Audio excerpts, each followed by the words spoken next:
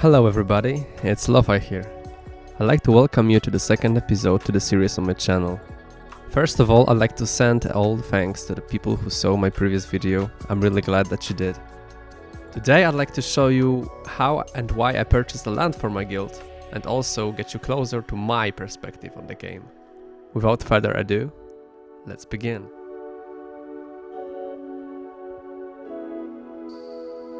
I have to admit, I was very lazy with getting a pet for my ninja up until now. I also was never good with remembering to feed my pets, ever, but now, since I'm leveling up until level 105, a lack of Razador feels very awkward. So I decided to buy Razador chests from the market and open them for some eggs. Opening itself went absolutely tragic. The best thing that I got was pretty much a passage ticket in the price of few won. After this failure, I decided to open Queen Melee's chest. It dropped me a red dragon egg very quick, and I decided to hatch a pet from it. I was aiming for a type 5 or 6, but 4 will also do, because with the Monster Hunter book it only gives 1% against monsters less, so that's fine.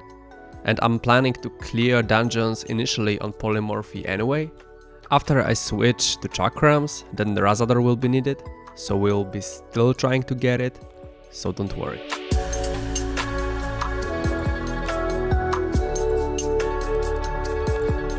I saw Zodiac Bow on the market with 32% average and 3% piercing chance.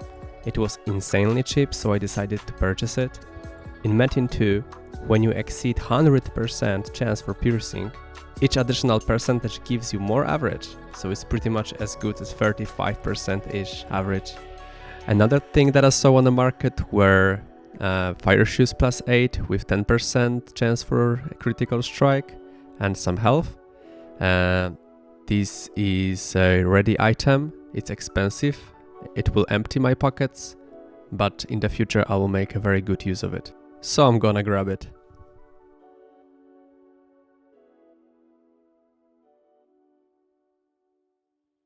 On the Ruby we have Jigsaw event twice a week. Because of that, we are able to get access to constant boost to experience gain and damage against monsters from Heroes Medal for pennies.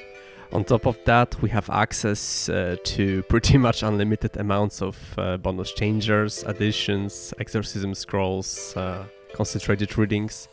We have Moonlights and Robin's drop.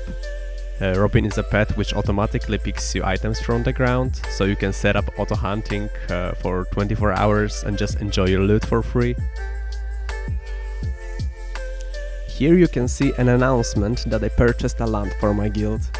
I mainly did that because it will enable me to get to level 24 about 20% quicker. Additionally, I've set up a weaponsmith and silver alchemist in case anybody playing here needs one. I think it's worthy investment, and it's just so cool to own your own piece of land in virtual world. And yes, getting your characters to level 10 so they can teleport is a chore.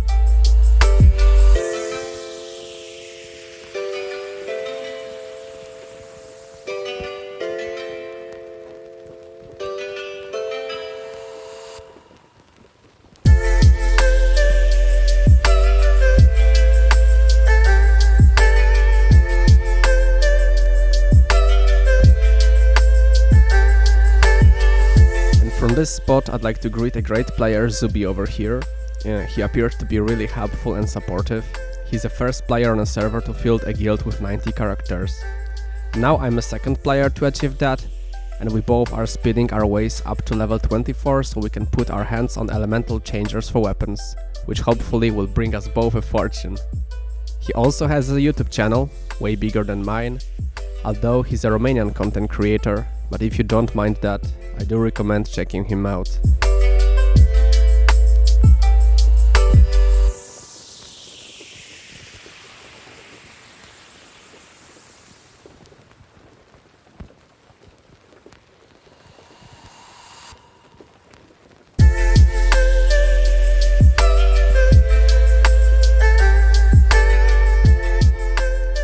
In my opinion, the best way to make alchemy for yourself is not only to hunt monsters for level 30 daily quest, which rewards you with Core Draconis Wrath, but also to complete daily quests for Draconis Normal on each character you have on level 50 or above. Core Draconis Normal is better because it has a chance to drop a cut version of a stone, so the more characters with that level you have, the better. On the start of the server, the first thing that I did was level up as many characters as I can to level 50 and 30, so I could mix both methods. And then this strategy gave me full matte mythic circle within a few weeks. I have 4 perfect stones with 3 bonuses, and I'm pretty much only missing 1 bonus on a jade, and sapphire is bad. But I will be exchanging those while putting more interesting stones for my character in the future. And for now, it's more than enough.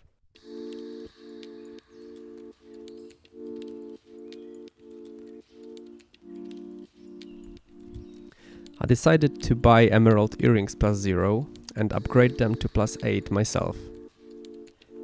The entire process took me around half an hour and it was just failing over and over again. So, despite the fact that I have the entire thing recorded, I decided not to show it because it was way too long and, to be frank, not that exciting. Emeralds +8 at that time on the market did cost around 12 won, and I for entire thing wasted around 11 won.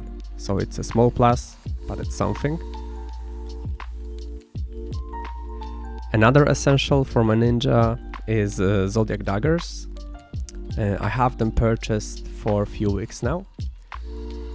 They are 37% average, 10% strength against orcs, and 4% strength against devils. I consider this weapon more than enough to farm Jotun, the boss of Enchanted Forest, which is basically a bridge between middle game and late game in Metin2. Essentially, up until you get to Enchanted Forest, you can basically just put on some elemental resistance and level up to 95 very easy. And from that point, everything you have above you, all dungeons pretty much require just damage against Metin stones or damage against bosses. And Jotun drops chests that contain materials needed to upgrade Zodiac weapons, shoes and armor with strength against monsters. And these are all core fundamentals of Metin2 in the late game on Old Continent.